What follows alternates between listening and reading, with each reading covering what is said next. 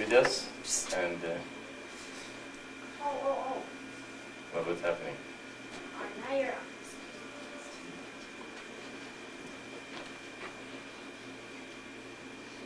The what? Okay. You're on. Okay. And this tonight, seeing me in the meditation in a Satsang, you have seen everything in the mission and every capacity that I work in the mission. Somebody this afternoon in the after Sabbath gathering meeting. That is where I sit as a judge. See, I talk to you in a library. I'm your friend. I talk to you, upstairs together. I'm your confidant. I initiate you. And I sit in this chair up here, okay. It is the time of Satsang, and it's time of the Spirit of God to come to earth in full capacity. So, when we give Satsang here, and I'm sitting in this chair, me and the Father are really one. Okay. And that is what the questions come. I answered this question up here when His Spirit completely come through. Okay. So what did you guys also see? The Satsang, how it's performed, and what does that mean? It means that really God is giving you your answers in complete perfection. And so you can see that it goes very well with the different colors you see in the website, in my picture. When you look at it, there's so many different capacities. Of course, all of us are like this. We act as a student, we act as sons or daughters, we act as, a worker, we act as a different capacity as in our lives. So we act as a mother, we act as a child. So every time you act, you have different kind of energy or feeling where you're at. Okay. So it's the same thing with God and His revelation. That's why Christians have such a hard time to explain what's the difference in the Father, Son, and the Holy Ghost. They have been discussing it for 2,000 years, and why? How can the Son and the Father be one? And what is Holy Ghost doing in the middle of Father and Son? Okay, we can see that we explained it very well here, that the Father is in the Spirit, God is the Spirit. And he can't just come in and talk to everyone. A lot of people are not connected to God. They cannot hear Him. Okay, they're absolutely gross into the world. So He had to choose a body to come to humanity. And in order to do that, what does He do? He prophesies for hundreds and thousands of years that such and such a being is going to come. Okay? Just like Christ comes, Muhammad comes, Bob comes. Okay? And when that person comes and fulfills the prophecy, God, of course, comes through that body. So Father and Son become what? Become one. Okay? And the Holy Ghost, of course, is the Spirit that comes through that person and is full of grace and knowledge. And so we can see all three can be one. At the same time, they're separate, they're different. When I'm not here, sitting down there, I probably am also a man. Okay? A regular man that does the regular thing every man do. They eat, they sleep, walk, talk, whatever a regular man is. And but at the same time, as Christ said, one time He says, I am the way, the truth, no one goes to the Father but through me. In another time, somebody called Him Rabbi and rebuke Him. Why did you call me Rabbi? The only, or good Rabbi. Why did you call me good? The only thing is good is God. Is it? Oh, what happened? You just told us that you are the only way, and now we call you good. You suddenly, don't accept even being called good. Because in that capacity, in that feeling of being connected, He was one with the Father, and He is the way. There is no other way but Him. But in other way, as a man, He is just a man. He's just like everybody else, and He's not good. Only thing is good is God. That's why it's called God. God is good. So now, here we are here, and God is with us, and we go to the questions, see what asked. Questions are. What is the best way to maintain constant meditation on the mantra? Yeah, well, your mantra your secret connection to God, and the energy that invoked in you, you probably realize it for the first time in your life when you get initiated. You will be with it from then on. That's not going to leave you. It's a part of God's, energy in you that constantly moves, and you know by hearing it within yourself and becoming more and more familiar with it. And when you meditate, the mantra and the whole thing is to realize that stillness and movement in your meditation. So you start repeating your mantra and going through the process and realizing that movement.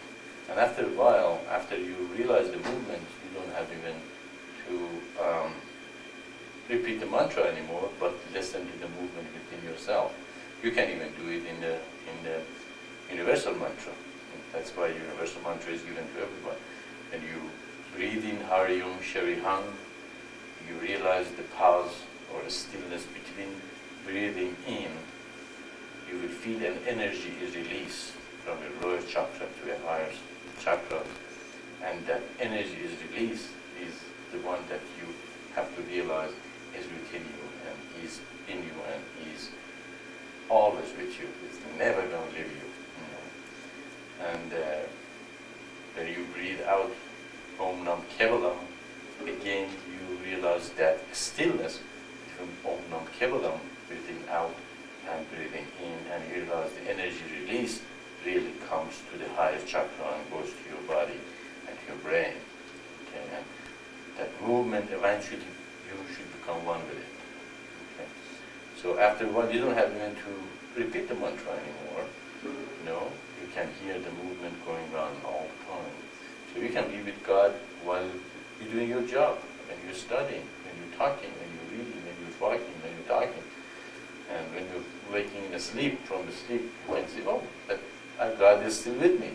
He has never left me. Oh, I left Him, I fall asleep, I forgot about Him, but He never left me. Or people who got in the world and they become so attached to the world and worldly, they don't realize God and they don't feel God. Have you ever seen somebody cries, where are you, God? You have the option, say, I know where God is, let's listen. Oh, there He is with me, He never left me. Okay? So, God never leaves you, He can't, how can He? He is us, He is one with us. There is no separation between us and God. The only separation is our illusion, separation which is Maya. Okay? That is what really Maya means to have the illusion of separation. Illusion is what? Illusion means it's really not true. Okay? Illusion means that we are deluded, we are in an illusion of separation, but separation really doesn't exist. Okay? Because that I in every us is the same as the universal mind and God. So He cannot be far away. So the people who cry, where are you, God? Why have you, why you're not with me? In that moment, at least, they have forgotten that they are one with God. And a lot of people don't know they are one with God. A lot of people know that God is within them. Even Bible says, you are in the image of God. What does that mean? What's the image? It means likeness. So we have all the capacity and likeness of God within us. Now, how can we hear that sound and vibration more and stronger and meditate all the time? Okay, that is what all the purification and purifying things are given to you through the mission. Okay? All the meditation, satsang, service, your diet. Okay? We recommend sattvic diet, means, but we are not dogmatic about it. We don't say you have to become a yogi, go to the mountain and eat bird food. No, we say a balance. Balance is the best way to go. Eat a lot of vegetables and sattvic food, but if you crave meat once in a while, it's okay. It's not a sin to eat meat or not eat sattvic food all the time. But be aware of how it affects you. Okay. Some people cannot even eat meat. They have some members here if they eat.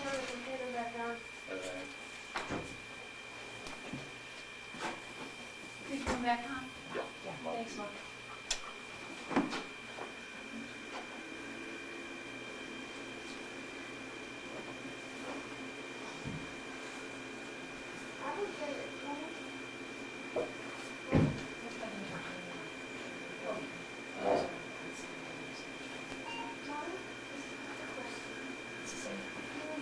How are you doing, John? Good?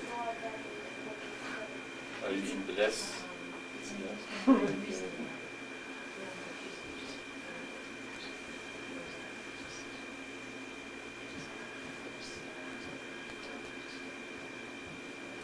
you think you will John the Beloved? Huh? He's still giggling again.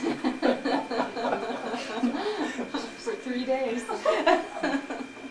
And 3 nights. That's good. In the heart of the giggle. Is it what? In the heart of the giggle for 3 Yeah. days and 3 nights. Those lights are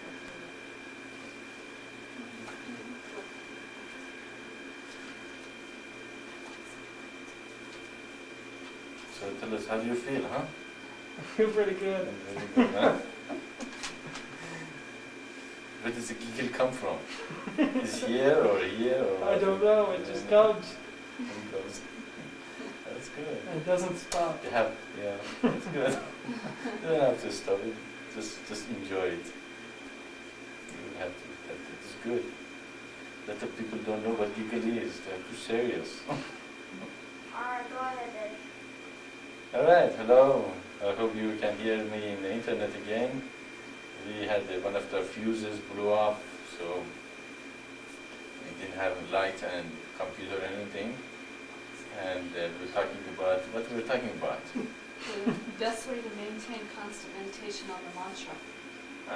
Okay. So after a while, the movement that you feel in the meditation is with you all the time. But of course, if you are turned around, you're baptized. You are going toward God. What baptism means turn around. Okay. As well, you're going to the world. Can you hear that energy? Can you feel the movement? Can you feel God is with you? No, you can't. Okay. That's why some people come and get initiated and they leave, or they go to the world and the world gets them, just like Christ said. His world is like some of them falls in the stone, some of them falls in the bush, some of them falls in the road, and people walk over and destroy it. Some of them fall in a good, solid ground, and they give fruit. So giving fruit is the most important. Not having experience, not thinking you are the big teacher in the world and sit up there and have a big ego. Giving fruits. If you don't give fruits, have you heard the word? Is the word has rooted in you? You can see that the giving fruits is the greatest, spiritual, achievement. Okay. So, as far as you're going toward God, that energy, that movement should become stronger, more powerful, and one day you're sitting there, you hear such a strong movement of the mantra and that energy that you have no doubt who is with you. It's God. Okay? You are one with Him. The more you go toward God, how do you go more toward God? As I said, the more you do the mission, the more you turn around the world and go toward what God, have chosen you to do. We are all been called here. Okay, it's nobody's here who hasn't been called. If you haven't been called, after a while you're going to fall off the mission and go away, or doesn't fit anymore, or all that. So if you are here and you got stuck with it and you're sticking with it and you have no choice, you have been called. So better the sooner you turn around from the world and come to the mission, the more and the stronger you become in the world. And that movement is very steady. It's very powerful, and that energy doesn't let you go too high, doesn't let you too down.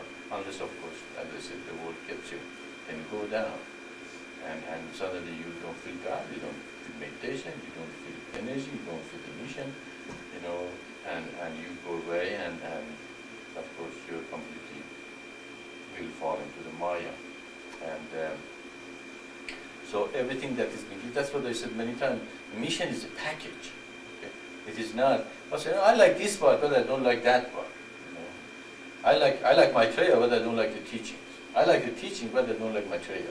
Well, I like to do the reminder, but I don't like to do the Sanghachalam or Hariom Sharihan Om Nam Kevalam.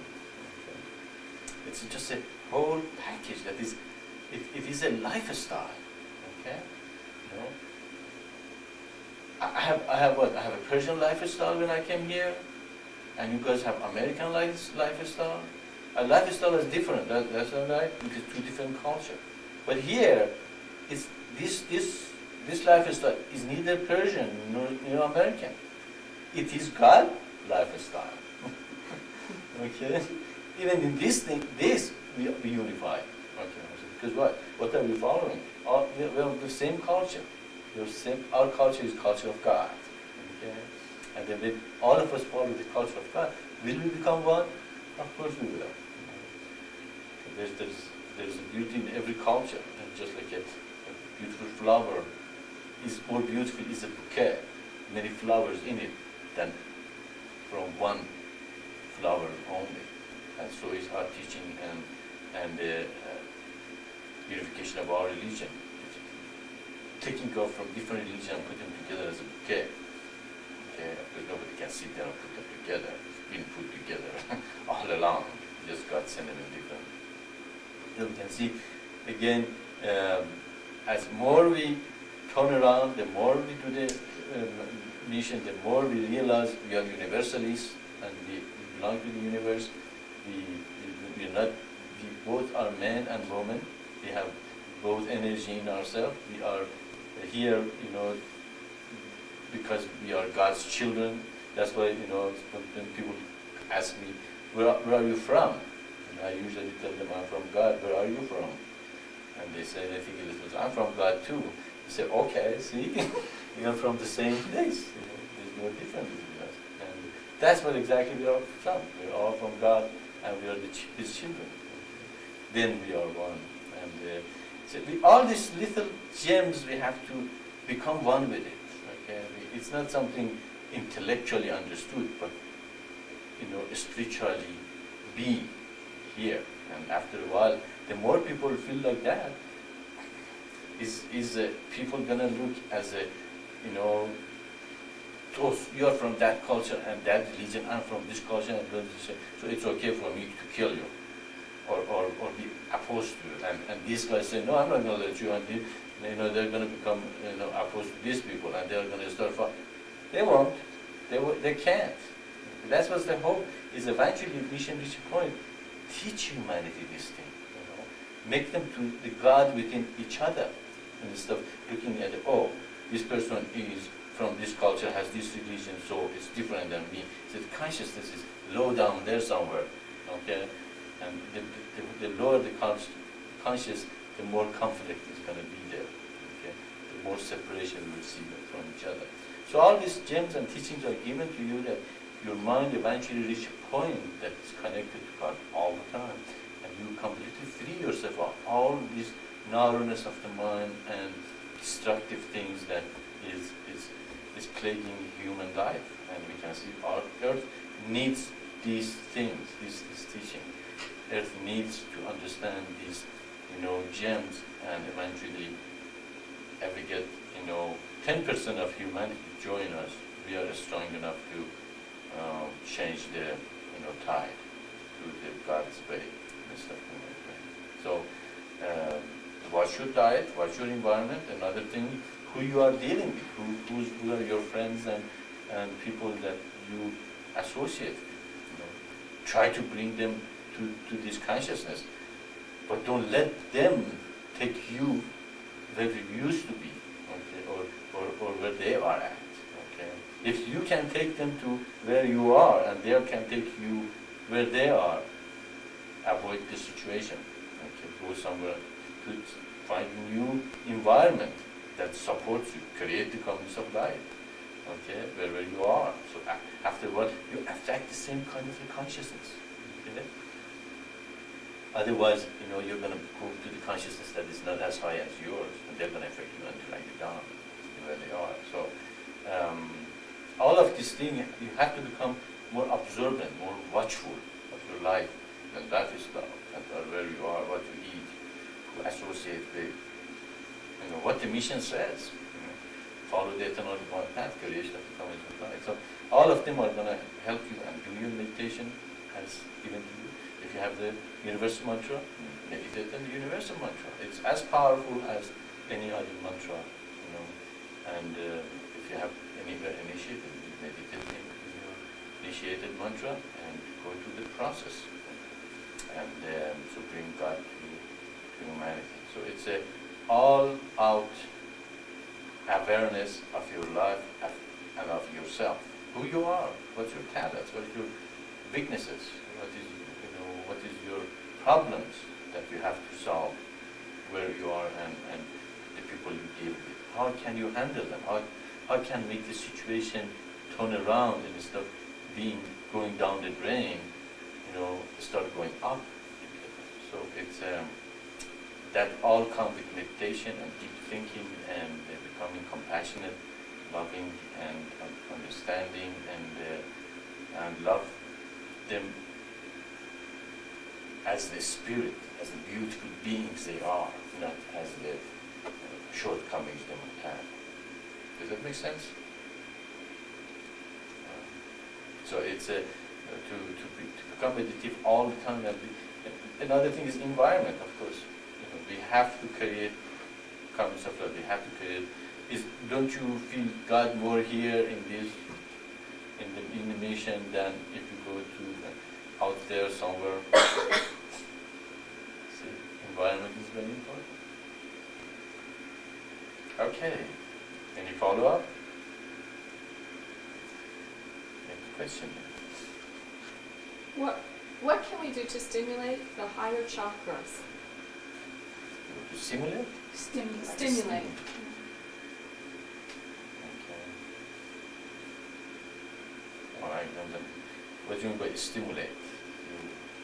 What is this? Sure, right. By stimulate, I just mean what are some actions that we can do that would activate the higher chakras instead of the lower chakras? All right, okay, let's see. Okay, so just like you're putting crystal on your chakras, is that what you mean? External stimulation or internal stimulation? Just like that glasses you were telling me about, is that what you mean? Can you repeat that? I'm sorry. Yeah, you mean external stimulation or with meditation and awakening or spiritual? External things External. that we can do. Okay. You don't mean using crystals, for example. So I knew someone who would put crystal in his chakras at night. He would take them on his different chakras overnight, so the crystal would purify his chakras. Because once he hurt himself because he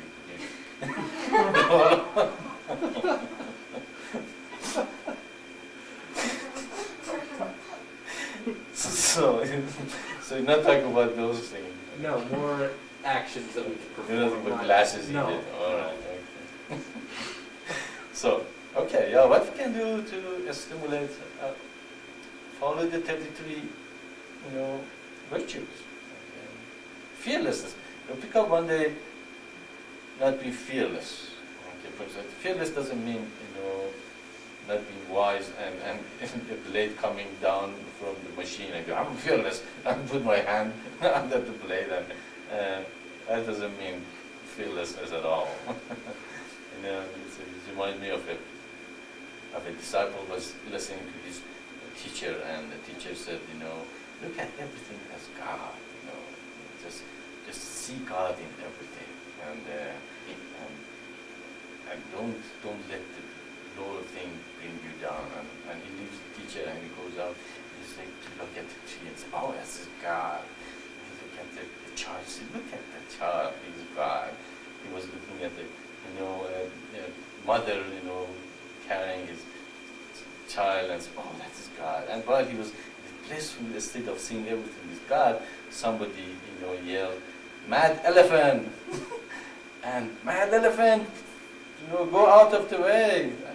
Mad elephant, mad elephant. And he saw the mad elephant coming. He said, oh, that is God. And he just stood there, and mad elephant came and put his trunk around him and threw him to the bushes, and he got all bruised and broken and everything. So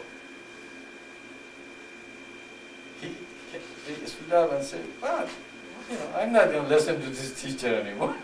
He doesn't know what he's talking about. Because he told me God is everything. Why did I get hurt? It's God is everything. So he didn't go to the teacher for a while, and eventually the teacher one day see him and said, what happened? You didn't come anymore to see me. He said, well, that was the story. You told me everything is God, and then this elephant did to me. He said, didn't you hear the man was calling mad elephant? That was also God. You didn't hear to that one. So this also brings wisdom to our teaching also. So one of the things you can do, follow the 33 rituals. One day, try to see which one really. There's some of the people here in the mission, they pick up one every day and they practice it. Okay? Forgiveness. Today is the day of forgiveness. If somebody did something that I didn't feel good about it, I feel bad for a while, but at the end I say, no, I'm going to forgive that person. Okay? I'm not going to let what they did to me affect me. I'm completely going to be forgiving it. Or, contentment, being in a contentment. What's that? Contentment. Okay. Try to, nothing affects you that day. Okay. Be in a very peaceful mind. This thing eventually is going to affect your chakra and overcome your worry. Another thing is recognize what is that affecting your lower chakra. Okay. What kind of the food you eat that affects you. What kind of environment again that affects you. So it's again, the whole thing probably is become more aware of your life, become more aware of the things that affects you in your life, okay? And avoid those things and go toward things that are less effective and bring you down to your lower nature, make you angry, make you unhappy, make you depressed. So again, meditation and awareness of our life, that makes us more and more go toward God and open the higher chakras and the higher self, and then following our lower nature. And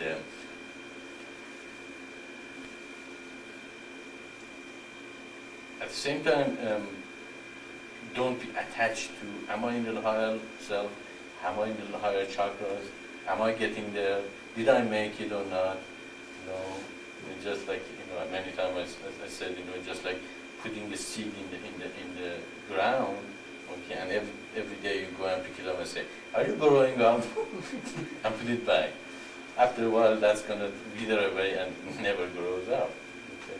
So just leave it there and nurture it. Nurturing means, by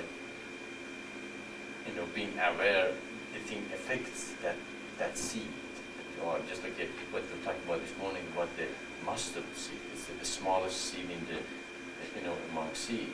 But if you really nurture it, if you become aware of what affects you and take your faith away. Okay? If you have a faith and somebody come and make you forget about your faith, avoid that. Okay? Bring your seed back to the place that it's a good, it's so solid. So you think, well, wow. Okay? So again, it become more. It's a battle. Okay?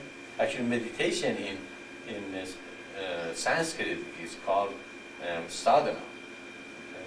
Sadhana means struggle,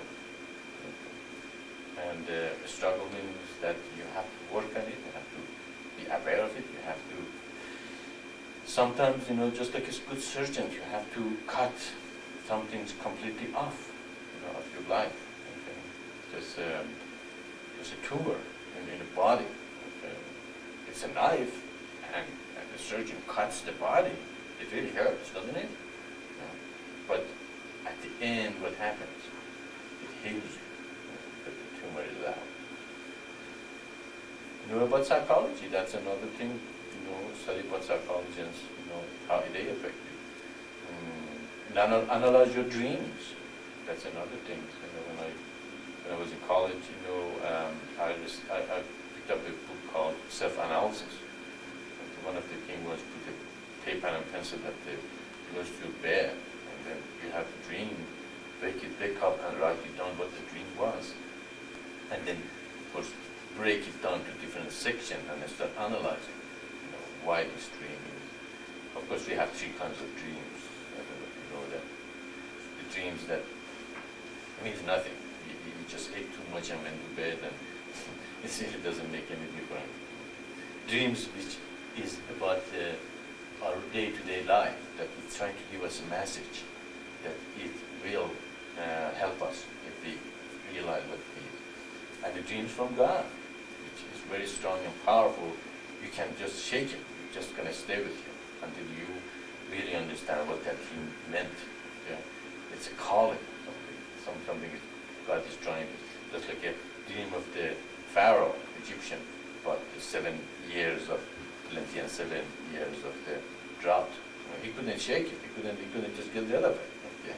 He had to call, Joseph to interpret for him, what that dream was. And then, of course, it's part of Joseph's dream mission to interpret that dream and bring the Hebrews to Egypt and all that. So we can see our life is not disconnected, lonely individual life that we are connected to nothing. We are all connected to the universe, and God is very concerned for each of us. As I said, the time that when I had that sleep vision, when I was in Colorado Springs, God knows even the smallest fish in the ocean what he does. Can you believe that? He even concerned for the smallest fish in the coral, somewhere he knows exactly what he needs, how long he's going to live, and what kind of food he's going to eat today. So we are not alone and lonely. We think we are here, and we're not connected to anything. So we realize this thing, and again become more aware of your environment, your food, your responsibility, and Word of God. What are the Word of God? Word of God is we have to create comings of life based on the pure couple. What a pure couple means? It means a couple that they marry with the intention of bringing God in the relationship. Okay? And when God choose two people together, that's for life. When it's in death we depart, God really means that. Okay? It doesn't mean we just stay together for 6 months and then you go your way and I go my way. It means strong marriage and family environment, and the whole community is based on the family. Okay? And the community of life will become the base of the creation of the kingdom of God on earth. So all these things should happen. Of probably there are hundreds and thousands other things I can refer you, how it helps. But the more you become aware of the mission, the more you become about the teaching, the more on the word of God, you will, go to the higher chakras and you create wisdom, you create, patience, you create, ability to affect people around you and make them better people. And you become, and they teach you become a better person too. It's not a one-way street, it's two-way street. And you teach them and they teach you. Does that make sense? Can you follow up? No? All right.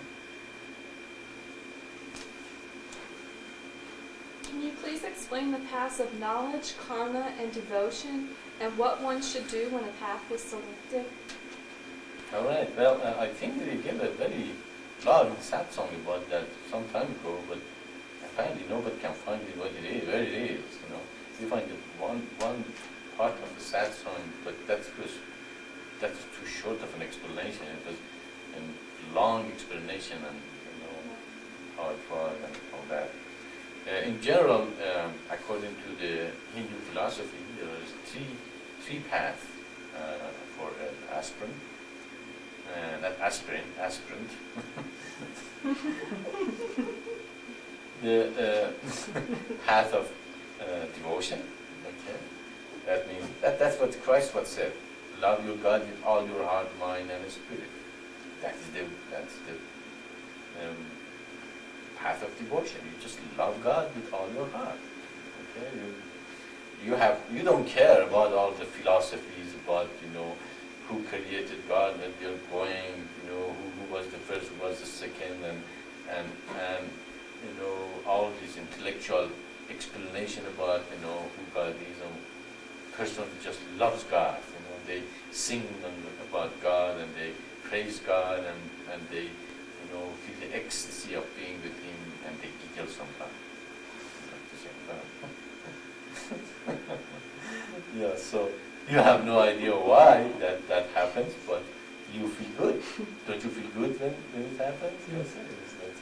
That's the energy of just being with God and feeling it just bubbles in you, and I can control it, and it's beautiful. That's have no explanation. They don't need explanation. They don't need intellectual, ceremonies or long, talk with them. They just love God. That's the path of devotion or Shakti. And also our Shakti is very devotional also. So she just loves. If you let her, she'll actually talk about me more than the mission maybe. but that's what the path of devotion is. They love God, just love God. And as I said, this path is very short. It's the shortest path. You don't need anything. You don't need any book. You don't need a scripture. You don't need anything. You're just right there with God. But of course, it's very dangerous path after some time, because sometimes they don't feel God. They're not with Him anymore, or they cannot connect them with God all the time, and they feel very depressed and unhappy and disconnected and miserable and all that. Does that happen to you too? No? That's good. That's good. To some people it happens. And so it's so when they fall from that, they have nothing to hold into. Okay? Because that's either they are with God or they're not with God. There's nothing between. So it is the fastest path to go to God and feel God. There's no question. You know that God exists and you are one with Him and one with her. But at the same time, you have to be connected all the time. The next path is the path of the karma. The karma means action. Okay? Person loves to do things. Okay? They like to serve God in every capacity they can. Okay? They look around to see what can I do to improve God's situation, or improve this center. A lot of love is gone to it. A lot of people put a lot of effort and energy and work into it, and because they love to make this house the most beautiful place for God to manifest itself. So they love to do things, and then they feel, I haven't done anything, God did through me. So the path of the karma is to do things and realizing you are not the doer. God is the doer. What happens then? If the God is doer, who am I with? One with? I'm one with God, isn't it? So you can feel God while you're doing it without getting to think, what am I doing here? I'm sweeping this floor, I'm better than this. I'm a great guy, with a lot of knowledge about God, and and they gave me this broom and told me to sweep this floor. I don't want to do that. But if you say no, you can. This is the house of God, and God is trying to clean it and make it more beautiful, so it can manifest itself in a more graceful way. So then, sweeping become what? It become oneness with God, become oneness with the Spirit. Okay, so that is the karma yoga. That's the path of action. Okay? And some people love that. Okay? They don't feel God. They don't get bubbled up or wriggled up or feel the energy or one with Him. But when they do things, they say, yes, I'm doing something for God. God is doing it through me. I am one with them. Okay?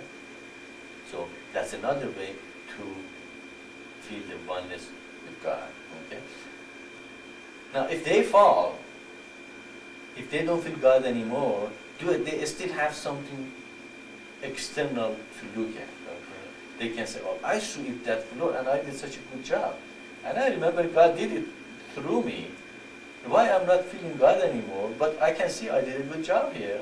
Therefore, it's easier for them to go back and feel the Spirit of God because they have some external manifestation of their action. So the path of karma is to realize that God is doing through you and love to do things for God and feeling that He is doing it through and become one with it. After a while, you are not the doer anymore. Actually, in Indian philosophy, they say God is like a bird watching another bird. Okay? And as far as the other bird is doing things and eating and everything, he just watches. He's an observer. Okay? He's just witness entity. Okay? But he enjoys watching that bird enjoys the fruit. But the moment you say, no, I had enough of this life. You become the doer, and I'll just become the observer, then who's the enjoyer? You become the enjoyer, okay? And God becomes the doer through you. Of course, when God comes through you and do things, does He do bad or make mistake or doesn't do a perfect job? God is perfect, isn't He? If He's God perfect and He's doing it through you, is He going to do a perfect job? Yeah, He's going to do a perfect job. But if you're saying, oh, God is doing it through me, and you're not doing a perfect job, is God is doing through you? Still your ego is in the way.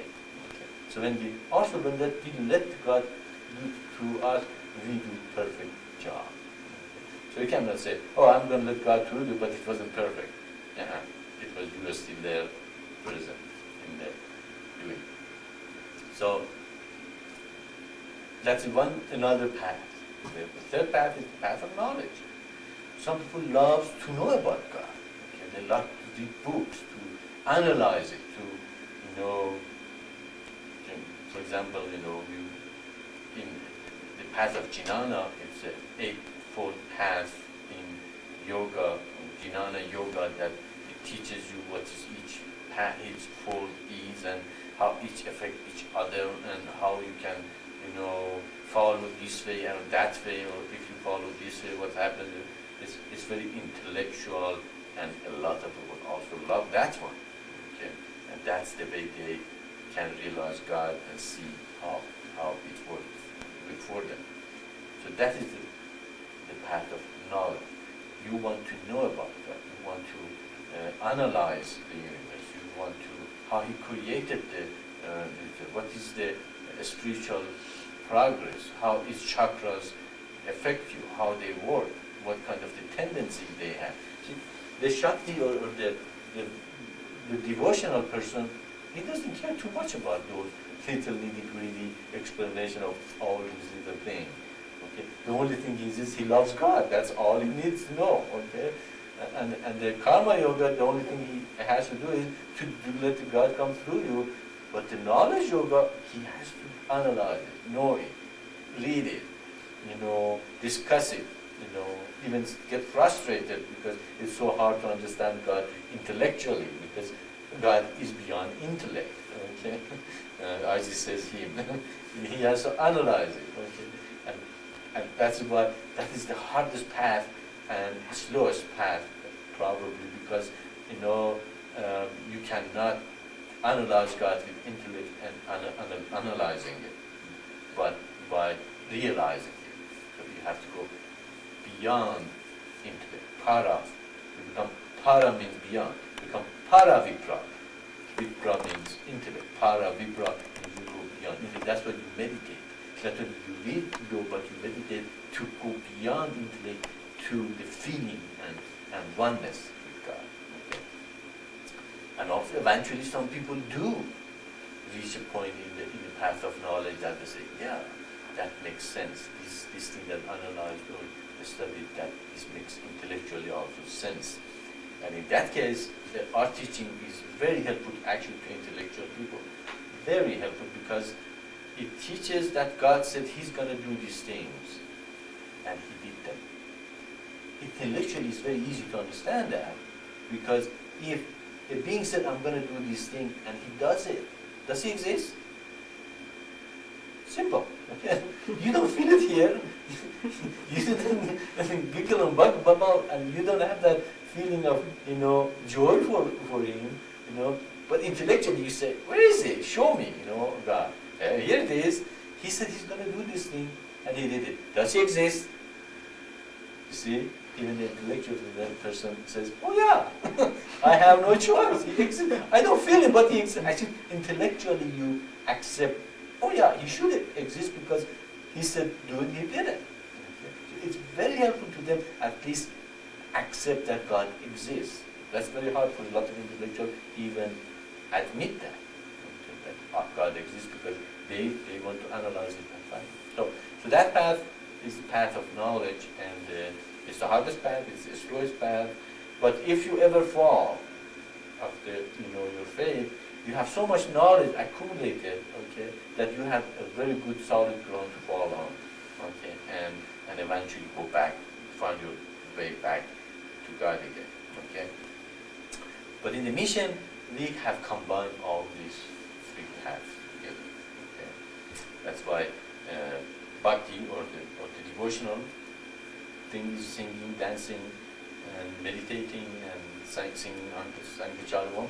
If you're devotional, that song Sankacharyavam, especially when Saraji, sings it, it's beautiful. It just puts you right to the, very, high state of, devotion to God.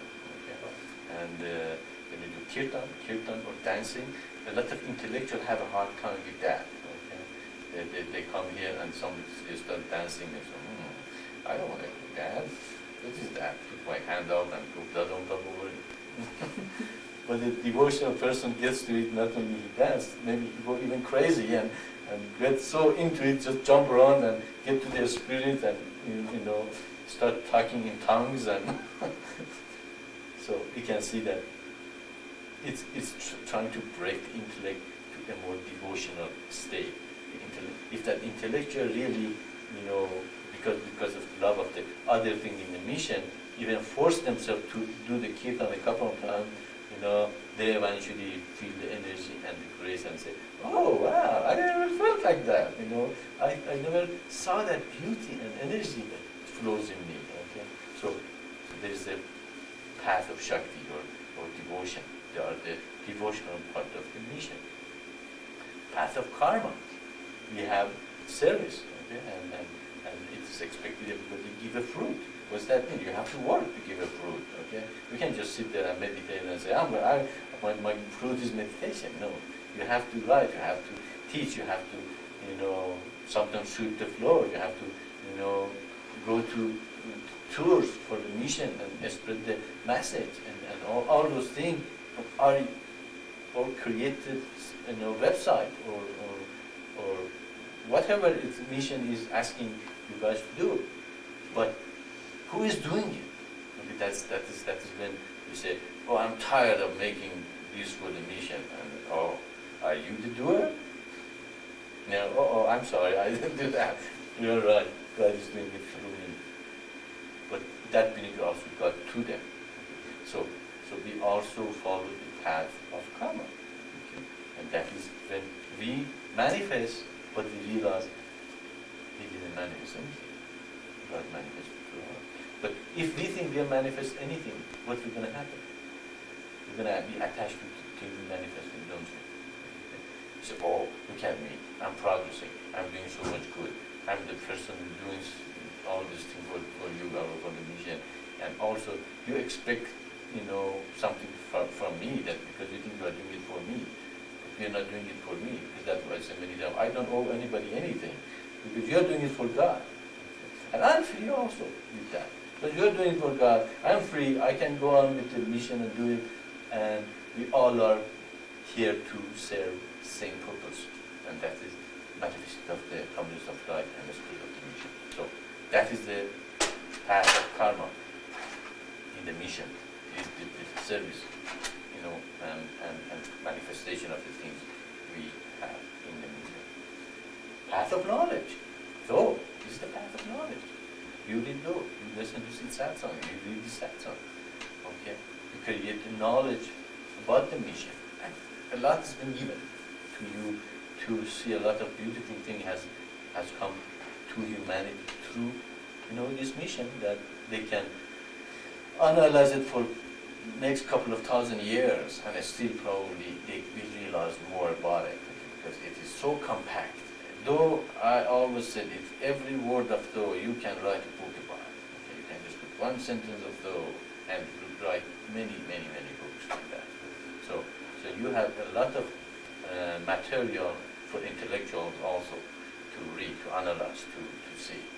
So that's why our path is a combined path of devotion, karma, and knowledge. And again, it should fit everybody who wants a part of any path they want to follow, but at the same time, it brings a more balance between all of them together. So we don't choose one path. Actually, if you're devotional, then we like you also to become a karmic yogi and a knowledgeable person at the same time. If you are a knowledgeable person and you don't have devotion, we're going to bring you and make you dance kirtan and listen to Sangha Chadava and create some devotional. So you find, so you become more balanced person. Actually, if you study Hindu religion, it's not that balanced, because there are very devotional people exist there, that they just love God, and that's all they're into. And there are some karmic yoga that they do service, and they become very dry, and they're very intellectual, just like Jnana yoga is very set. That's the way. Step 1, step 2, step 3. Okay? But ours is again unify them together. That's another unification, another thing you can see. This path is not just Jnana or karma or Shakti. It's a path of combined balance. Does that make sense? Yes. All right. Do you have any other questions? Do you have any? Yes, we have one. You're spacing out, huh? It was a good spacing out. We have one more, Maitreya. Actually, I thought you were talking to Dustin, that's why I didn't answer. Does it matter where my hands are when I meditate? All right. There's the hand movement are called mudras. Mudras. Have you ever heard that?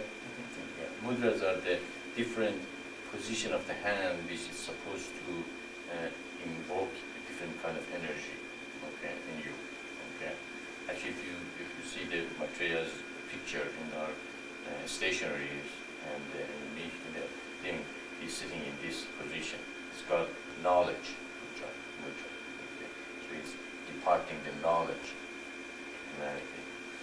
And in the beginning of a meditation, it really doesn't make that much of a difference, probably. Some people say put your hands upright, the circle in between. Some people put it down or close the hand or just put it open. And I think after you meditate for a while, you will feel by putting your hands different position, and you just feel different kind of a feeling between. Yes. So it does have an effect on you, where your hands positions are, and but after a while you can feel the way you can put it. Some people put it in front of them after a while. So use the one is more comfortable for you. And then after a while you will feel probably your meditation is much deeper or calmer if you put your hand in a different position. And sometimes you get tired of that position, you can probably change it to something else. Okay? That make you a little more have a different kind of the effect, different position of your hand might have. So just experiment with them. But of course it's much nicer when you meditate, your hand also, have a nice mudra position that you feel you're receiving the energy. So there's not a set motion or set way of doing it in meditation, but we do recognize the mudras, we do acknowledge that the movement of your hand does have an effect on your consciousness. Okay? But it's not written in stone. You can experiment with them and see how this affects you. Make sense? Yes, thank you. You're welcome. Are we done? That's it. All right. Any questions? Well, I don't like to say goodbyes. I never do. I just say so long to you, and hopefully see you guys again back here some other time. But in Kansas, Pittsburgh, huh? For one we thought Pittsburgh, you mean Pittsburgh in Pennsylvania. Yeah, and then we realized, no, it's not in Pennsylvania, it's in Kansas. And I hope you receive good energy here, and a lot of love and support, and learn a lot about the mission. And I have to go and teach others the same energy, and let them know that you have found what they're waiting for and expecting to come. And this is also your last chance, probably, to bring anything concerns you or wants to talk to you. Is there anything you guys have in mind for the last meeting you have together tonight? And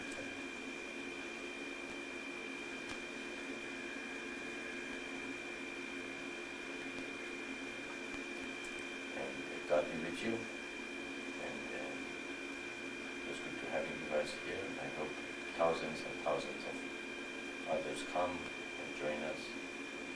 And we all unify in mind.